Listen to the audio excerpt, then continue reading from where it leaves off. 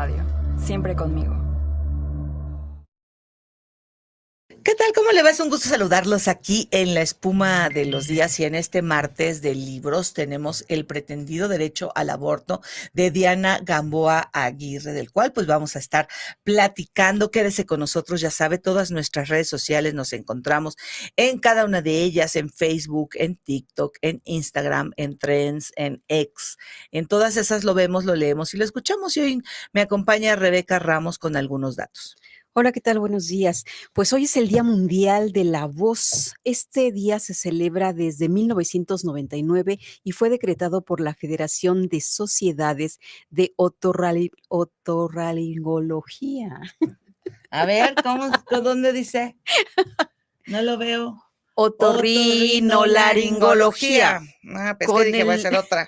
Con el fin de que tengamos conciencia sobre la importancia que tiene nuestra voz, así como los cuidados que debemos tener para evitar tener problemas relacionados con las cuerdas vocales, y que la voz representa nuestro principal medio de comunicación. Entre los principales problemas de la voz se encuentran la afonía y la disfonía. La afonía es cuando nos vamos quedando roncos, afónicos, y las causas principales son cuando tenemos problemas de laringe. Y la disfonía ocurre cuando no hay alteraciones, no hay alteraciones estructurales de la laringe, y los problemas se deben al mal uso y abuso de nuestras cuerdas vocales.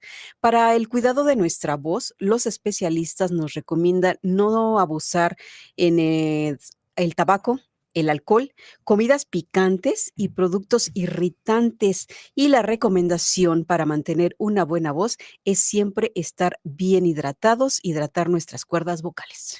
Ay, sí, qué importante. Hoy estábamos en ADN conmigo viendo una entrevista bien interesante de una chica que es cantante, pero que además es la voz del Waze. Sí, sí la vi. ¿No?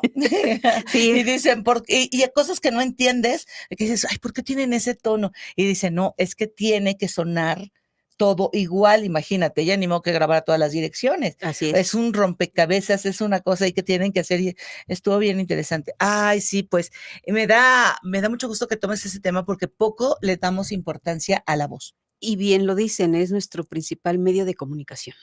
Y pues sí, ¿y qué dicen? Que no hay que comer picante. Picante. ¿Cómo ves? Y los mexicanos que somos adictos al picante, cosas irritantes. Cosas irritantes, exactamente, también, los cambios de temperatura. Ahora con también estos vientos fuertes y que hay mucha contaminación, también debemos tener en cuenta que nos afectan. Y bien lo dicen los especialistas, hay que estar bien hidratados y mantener bien hidratadas las cuerdas vocales. Y otra recomendación que también nos dan es que no debemos hablar donde hay si en un lugar hay mucho ruido, porque entonces estamos forzando de más nuestras cuerdas vocales y las afectamos. Bueno, yo le mando a la doctora Patricia Reyes un saludo. Ella es foniatra, revisó mis cuerdas, ya no tengo nódulos, soy gritona y ronca por naturaleza. Fíjate que decimos, estoy afónico, no es cierto. Si estás diciéndolo, no estás afónico. No, porque ya no podrías hablar. No podrías hablar, estás disfónico. Disfónico. ¿No? Cosas de esas del lenguaje que estábamos hablando con nuestra invitada. Muchas gracias. Gracias.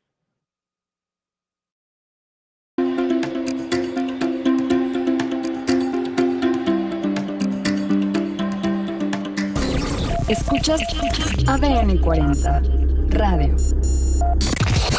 ADN 40 Radio, siempre conmigo. De la voz, no traje nada para hidratar mi voz, qué bárbara, ¿verdad? Te comparto. ¿Cómo estás, Diana Gamboa Aguirre, El pretendido derecho al aborto? Muy bien, muchas gracias por la invitación. Este es un análisis que haces pues con la UNAM. En realidad lo hice como parte de mi maestría en la Escuela Libre de Derecho. En la Libre de Derecho. Y me apoyó en la publicación tanto la editorial Tirant como la Fundación Aguirre Azuela Chávez Jauregui Pro Derechos Humanos. Pues mira, bien interesante. ¿A qué se refiere este pretendido derecho, entre comillas, al aborto? Mira, Lo que hago en el libro es precisamente cuestionar esta afirmación que a veces se hace sin mayor reflexión de que el aborto es un presunto derecho. Es decir, que terminar con la vida humana en su etapa más vulnerable es una conducta amparada o protegida por el orden jurídico. No es así. Y en el libro hago todo un desarrollo, primero, de por qué no es así, la parte fáctica, la parte teórica y la parte jurídica, y ya después confronto tres posturas que afirman la visión del aborto como un derecho, que es el feminismo jurídico, el liberalismo jurídico y lo que yo denomino el problemático activismo judicial de nuestra Suprema Corte. Y bueno, pues aquí vemos que están las marchas, ¿no? Que últimamente se han hecho de manera más manifiestas, las mujeres reclamando un derecho a decidir por su propio cuerpo, ¿no? ¿Qué tú nos dices acerca de esto? Pues mira, el tema termina siendo problemático porque este eslogan de mi cuerpo, mi decisión, es, digamos, pantanoso en términos fácticos. ¿Por qué? Porque al final la decisión de abortar conlleva necesariamente la terminación con la vida de un otro, ¿no? Que es el propio hijo que está en gestación. Entonces, en tal medida no es una decisión solamente sobre tu cuerpo, sino una decisión sobre la vida que se gesta en tu cuerpo y que además necesariamente depende de ti para subsistir.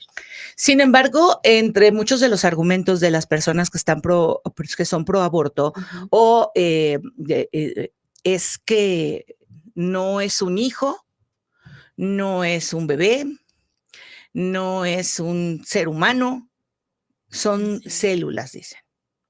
Así es. Bueno, justo aquí en el libro yo abordo lo que denomino la premisa fáctica esencial, ¿no? Que es una realidad de hecho. La existencia de vida humana individual es un hecho demostrable, por lo menos desde 3 disciplinas científicas: la biología celular, la genética y la embriología.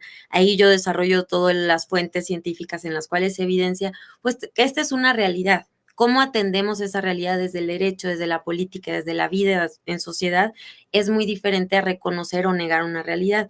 Lamentablemente hoy hay una tendencia a la deshumanización del colectivo humano más frágil, que son los concebidos en gestación. ¿Para qué? Para justificar su exterminio mediante un negocio que, por cierto, es sumamente lucrativo, que es el del aborto. O sea, tú me estás diciendo que hay vida desde el momento de la concepción. Sí. Y que finalmente ya cuando pasa esto, ya no es solamente el cuerpo de la mujer. Así es, y esto, insisto, es una realidad demostrable. Al final, de repente viene esta idea de, es que no hay consenso, ¿no? Normalmente este es el, entre comillas, argumento que se utiliza. El tema es que el conocimiento científico no se extrae del consenso, se extrae de la evidencia. Y hoy la evidencia disponible más actual nos permite afirmar, sin duda alguna, la individualidad y pertenencia a la especie del concebido en gestación desde su primera etapa unicelular de cigoto. Porque finalmente también te dicen, bueno, hasta tal semana, y hemos visto, bueno, casos realmente espeluznantes a nivel donde ya hay abortos donde ya un bebé está formado, ya ahí está el corazón, está cabecita, están los brazos, están las piernas, o sea, ese es otro tipo, pero cuando argumentan, pues están las primeras semanas. Sí, normalmente tiende a, insisto, a deshumanizarse al concebido. ¿Por qué? Porque como está transitando ya sea la etapa embrionaria, la etapa fetal, dicen, bueno, es que todavía a veces la afirmación es que no siente, a veces la afirmación es que no tiene conciencia. Es decir, ¿qué sucede? Se eligen, digamos, categorías arbitrarias para negar el valor de la vida humana en todas sus etapas. Al final, la vida es un continuo que transita distintas etapas. Una es la etapa unicelular de cigoto, la etapa embrionaria, etapa fetal, neonato, joven, adulto, anciano, pero es un mismo continuo que atraviesa un mismo individuo. ¿Cómo es que tú te decides a enfocarte en esta forma de ver este pretendido derecho al aborto, cuando hoy lo más común es ver a mujeres jóvenes pro aborto? Pues realmente lo que sucedió es que en el año 2020, en la primera sala, el ministro González Alcántara publicó un proyecto en el que afirmaba que el estado de Veracruz estaba, digamos, incurriendo en una inconstitucionalidad al omitir destipificar el aborto. ¿Por qué? Porque estábamos frente a un derecho y demás. Ese no fue el proyecto, digamos, en el que se afirmó el aborto como derecho en la Corte, pero generó una discusión en el foro jurídico muy relevante al respecto. Y yo me pregunté, en el contexto de ese debate público, si efectivamente yo tenía derecho a impedir que mis hijos nazcan. Y eso dio lugar a un texto que desarrollé en 3 entregas en la revista Paréntesis Legal, que se llamaba así, sobre el aborto, tengo derecho a impedir que mis hijos nazcan. Entonces, realmente este producto de investigación y de reflexión es la respuesta a esa pregunta que me hice en aquel año pandémico donde estábamos encerrados, y me puse a estudiar, a leer, a buscar, a investigar. Eso terminó como mi tesis de maestría en Derecho Constitucional y después mutó para ser un poquito más comprensible y accesible en este libro que tienes en tus manos. Diana, aquí, bueno, pues en este libro se abordan argumentos. Sí. ¿Cómo le haces para abordar los argumentos a favor y en contra? Mira, primero, justo lo que invito siempre al lector es a salirnos de esta dicotomía, ¿no? O sea, al final de cuentas el aborto es una realidad. Verlo desde una visión de estás o a favor o en contra es muy corto de miras, porque en realidad es una realidad sumamente compleja que involucra a muchos individuos, que impacta en la sociedad y que tiene efectos tanto jurídicos como de política pública. Entonces, yo lo primero es eso, invito a la honestidad intelectual y al diálogo abierto, respetuoso e informado sobre este tema. ¿Por qué? Porque la calificación que le demos va a definir la política pública, ¿no? Entonces, yo lo que hago aquí es primero un primer gran argumento que desgloso en las 2 premisas que dan esta conclusión. Por ser un individuo humano único y distinto de su madre, el concebido no nacido es digno y su vida merece respeto y protección. Y este argumento, que parece muy complejo, literalmente se basa en 2 premisas. Una fáctica o de hecho, que es la individualidad y pertenencia a la especie humana, que es demostrable, y una teórica o de derecho, que es la dignidad humana, que es decir, el valor inherente a todos los miembros de la familia humana, que se predica desde la Declaración Universal de los Derechos Humanos y se aterriza en todos los estados que presuntamente respetan y reconocen los derechos humanos. En ese sentido, hablamos de aborto por un lado, pero hablamos la otra parte, va junto el tema de la legalización, porque finalmente el estar a favor o en contra del aborto tiene que ver con muchas cosas que tienen que ser hasta morales, o sea, cuestiones Claro. éticas, científicas, ¿no? Sí. Sin embargo, la legalización, no sé si vaya para que las mujeres que decidan estén bien o estén mal, tengan derecho o no tengan derecho, sepan que están matando un hijo o ellas crean que son unas células, lo hagan de una manera en lugares donde segura y donde no van a perder pues la vida, donde porque si no sigue habiendo, el aborto va a seguir habiendo de manera clandestina. Y pasan cosas muy terribles también cuando se hace de manera clandestina. Claro, innegablemente. El tema es que la pregunta sobre si estamos o no frente a un derecho es determinante precisamente en función de qué política pública vamos a establecer alrededor de la realidad del aborto. La pregunta es, ¿cuál es la diferencia entre un delito y un derecho? Un delito lo inhibes, lo previenes, buscas evitar que suceda. Un derecho lo promueves, lo fomentas, buscas que suceda. ¿Queremos que nuestras mujeres aborten? Digamos, ¿queremos promoverlo? Esa es una pregunta que nos tenemos que hacer en la sociedad. A mí me parece que no, y según las feministas de la camada de Marta Lamas tampoco, ¿no? Decían ellas en la jornada hace algunos años, ninguna mujer aborta por gusto. Bueno, ¿qué estamos haciendo para que la mujer no se sienta orillada a la conducta abortiva? ¿Cuál es el acompañamiento que nuestro Estado le da a la maternidad? Ninguno. Dice bien Ingrid Tapia, tenemos un Estado claudicante frente a la maternidad. Entonces, ¿qué pasa?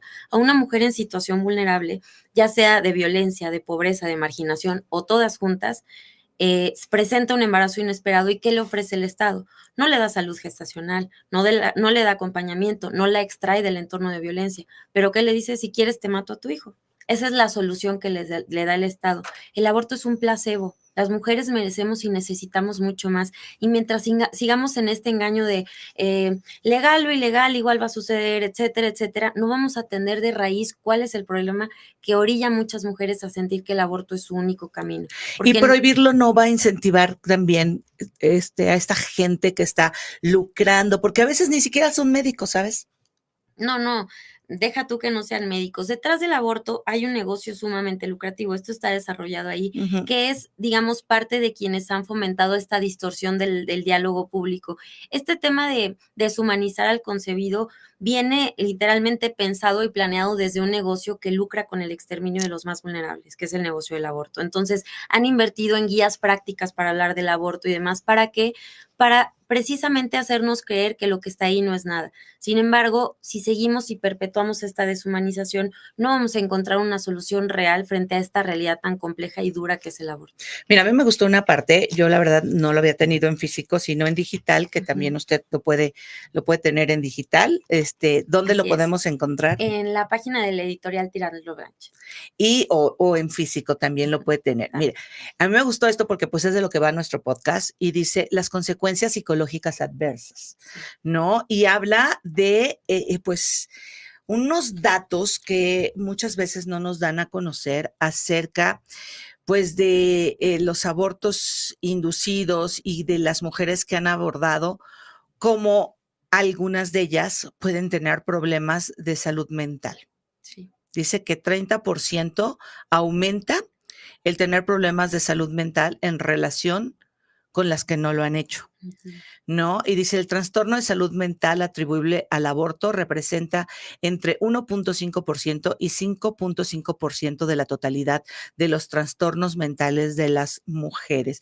¿Cómo se llega a estas conclusiones? Fíjate que ahí hago un análisis de varios estudios al respecto, porque ¿qué sucede? Justo en el diálogo sobre el aborto, seguramente habrás escuchado esto, quienes dicen el síndrome postaborto y quienes dicen no existe el síndrome postaborto. Entonces yo encontré un estudio muy interesante de 3 médicos españoles que analizan las dos posturas, ¿no? Las fuentes que hay sobre quienes dicen que existe y quienes dicen que no. Y lo que dicen es ellos es, efectivamente, no hay un cuadro sintomático específico que nos permita afirmar la existencia de un síndrome como tal, pero es innegable que en muchas de las mujeres que realizan un aborto se actualizan consecuencias psicológicas adversas, ¿no? Desde un duelo diferido, desde cuestiones somáticas, ¿no? Presentan cuestiones físicas derivadas de la situación emocional que traen dentro. Entonces, al final de cuentas, la mujer muchas veces sabe lo que está haciendo, ¿no? Muchas veces no, pero muchas veces sí, y al final de cuentas va a tener esta serie de o esta tendencia a presentar consecuencias psicológicas adversas. Hay quienes dicen, no, esto es un tema cultural, no es por cómo el país atiende esta realidad. Bueno, ahí yo muestro unos estudios que investigó Guadalupe Batallán, es una joven argentina muy brillante que ha escrito sobre esto, en los cuales se demuestra que en países como Canadá, creo que Suiza, otro de los países que tienen, digamos, liberalizado el aborto desde hace mucho tiempo, aún así se presentan estos índices de consecuencias psicológicas adversas. Entonces, ¿qué sucede? Es precisamente generar esta conciencia también en las mujeres de que lo que en un negocio te venden como un acto de libertad, de empoderamiento, en última instancia puede tener efectos en el corto, mediano y largo plazo, no solo en tu espacio físico, en tu cuerpo, sino también en tu lado emocional y psicológico. Y bueno, pues hay gente que aborta como método anticonceptivo también. Como si lo no fuera, creo tristemente. que no sé qué tanto pudieran tener, ¿no? Bueno, hay fotos aquí, hay también algunas tablas, ¿no? De qué poder hacer, ¿no?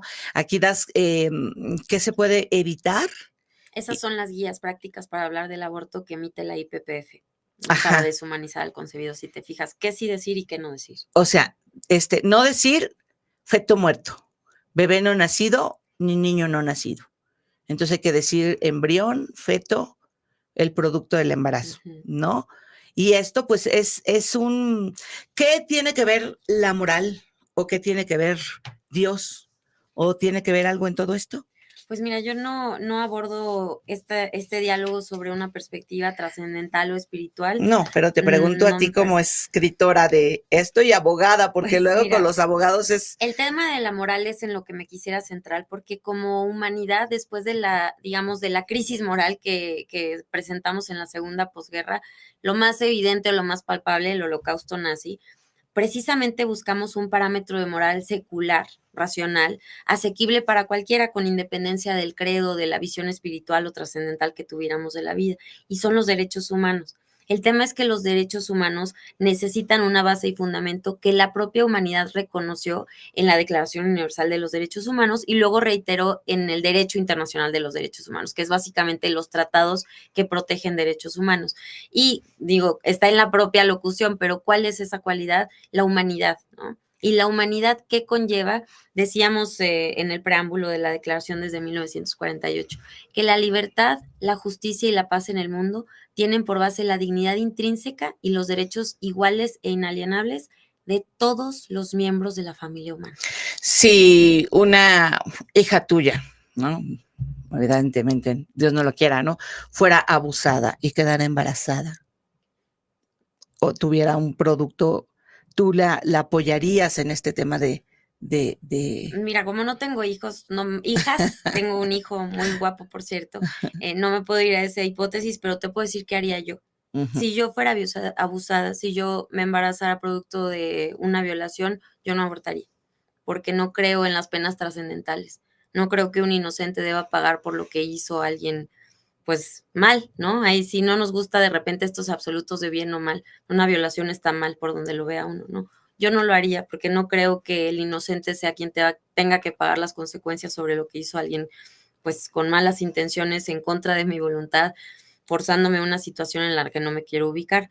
Pero más allá de mí, ¿qué nos dice el derecho? ¿No? Al final nadie está obligado a ser héroe, ¿no? Ese es también un principio que subyace al derecho penal. Y el tema es, en nuestro derecho reconoce no que la mujer que padeció una violación tiene derecho a terminar con esa vida, sino que si termina con esa vida, el Estado reconoce el contexto particularmente dilemático en el que se ubica y no impone una consecuencia. ¿Esto qué quiere decir? Se establece un delito que se conoce como no punible. Hay un tipo penal, digamos, legalmente se reconoce que se comete una conducta reprochable. ¿Y cuál es la conducta reprochable socialmente en el aborto? Terminar con una vida humana frágil e inocente. Nada más que por el contexto dilemático en el que se encuentra la mujer que padeció una violación, el Estado, digamos, que se reposiciona y dice, yo no voy a intervenir punitivamente ni de ninguna manera porque entiendo la situación en la que te ubicas. Entonces, se comete un delito, esto está reconocido desde el derecho, pero no voy a intervenir en tu esfera ni a atribuirte ninguna consecuencia, porque de alguna manera, desde la política criminal, lo que se reconoce es que la mujer ya está viviendo una consecuencia indeseada. El simple hecho de haber sido violada y tener consecuencias derivado de eso ya es una consecuencia suficiente como para que además el Estado decida intervenir punitivamente. Entonces, eso es lo que yo pienso. Yo no abortaría si sufriera o padeciera una violación. Y bueno, pues también tiene que ver las condiciones de la mujer, porque cuántos niños no, pues los tienen también y viven en una situación adversa y no por eso no hay que tenerlos. Y yo me gustaría que en algún día habláramos del aborto como el último eslabón, porque ya pasamos por educación, ya pasamos por prevención, ya pasamos por muchas de las cosas que en realidad este punto fuera el último a tratar. Hablábamos aquí con el tema de la vara, a ver, hace unos días, ¿no? Y dices, es el último recurso, que fuera el debate ese fuera el último y no tantas cosas, ¿verdad? Y que estamos viendo. Pues yo te agradezco mucho que hayas estado con nosotros. Ya sabe usted, El pretendido derecho al aborto de Diana Gamboa Aguirre. Búsquelo, por favor. Y ya sabe que a mí siempre me gusta hablar de algún versículo de la iglesia, de la Biblia, y dice, antes que yo te formara en el vientre de tu madre, yo te conocía. Antes de que tú nacieras, ya te había elegido para que fueras un profeta de naciones. Dice, pues, que Dios nos ve desde el vientre de nuestra madre. Entonces, pues, debemos de ser algo de humanos, ¿no? Ya desde entonces. Pero ahí ya sabe que yo respeto todas las posturas. Pues para mí hay vida desde el momento de la concepción y aún antes estamos ya predestinados o estamos diseñados para llegar aquí. Pero bueno, respetamos todas las posturas. Hacemos una pausa y continuamos.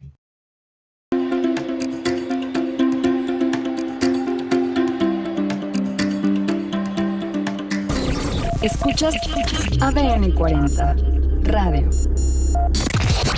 ADN 40 Radio. Siempre conmigo. ¿Qué nos traes, Rebe? Pues vamos a cerrar con una nota amable. Fíjate que este día en las ruinas de la antigua Olimpia, allá en Grecia, fue encendida la antorcha olímpica a casi 100 días de la inauguración de los Juegos Olímpicos de París. El relevo de la llama olímpica comenzó con una ceremonia tradicional en la que se invocó al dios Apolo. La llama estará en Grecia alrededor de 10 días y luego va a viajar a Francia, en cuya capital va a albergar los Juegos Olímpicos que van a arrancar el 26 de julio al 11 de agosto. En la ceremonia, el Comité Olímpico Internacional destacó que este año el objetivo central es difundir la visión de paz y el respeto de todas las naciones. También lanzaron un llamado a todos los países a implementar la tregua olímpica, pues los Juegos Olímpicos son eso, un símbolo de paz y de unidad internacional en estos tiempos que estamos llenos de guerras y de conflictos. Y por qué no recordar que en la antigua Grecia, cuando llegaban los Juegos Olímpicos, había en las ciudades donde había guerra, las diferentes ciudades, se pactaba una tregua para que todos pudieran participar en los Juegos Olímpicos. Muchísimas gracias, Rebe. Y antes de irnos, vamos a decir algunas novedades editoriales que nos mandó el Grupo Planeta. La primera es el libro 12 reglas para vivir un antídoto al caos, del autor Jordan B. Peterson, de la editorial Planeta. Este libro nos propone un viaje por la historia de las ideas y de la ciencia, desde las tradiciones antiguas hasta los últimos descubrimientos científicos, para tratar de responder a la pregunta: ¿qué información básica necesitamos para vivir en plenitud? El autor nos comparte un recorrido de países, tiempos y culturas, al mismo tiempo que reflexiona sobre conceptos como la aventura, la disciplina y la responsabilidad. Y hay una novedad que, a ver, le voy a echar un ojito. No es que yo haya tenido algún día este síndrome, pero vamos a ver de qué se trata. Dice, el síndrome de la Cenicienta. ¿Cómo ves? No, pues A mí no me gusta limpiar. ¿O de qué será? A ver, las relaciones amorosas no son un cuento de hadas. Ay, ya mira, estos autores de Editorial Diana nos enseñan a romper con los patrones que enredan una y otra vez en noviazgos en los que debes lidiar con villanos. Te ayudará a abrazar tu independencia para transformarte en la única heroína de tu historia de amor. No, pues creo que yo ya pasé ya no. Ya está para mí. Para ti, Rebe. Romper el clásico, el final feliz, la princesa y el príncipe, y me remonta... La madrastra. madrastra. Las hermanastros. Y me remonta a 12 princesas. A 12 princesas en pugna. Ay, vaya a ver esa obra, por favor. Está buenísima. Son de patologías. Y usted va a ver ahí ¿con cuál se identifica? Siempre te identificas con alguna patología o con alguna princesa, ya saben. Y bueno, un saludo también a todas mis amigas antiprincesas. Entonces, bueno, pues son modelos, ¿verdad? Así es, modelitos. Bueno, pues muchas gracias por haber estado con nosotros. Quédese en la programación de ADN 40 Radio y nosotros nos escuchamos el día de mañana.